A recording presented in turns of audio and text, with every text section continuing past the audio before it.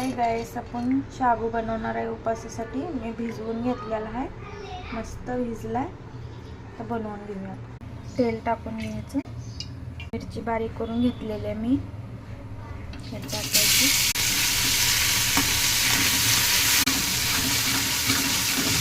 मस्त मिरची भाजून घ्यायची. टाकायचे बटाटे, छोटे बटाटे कापून घेतले, धुवून मस्त एकत्र करून घ्यायचे.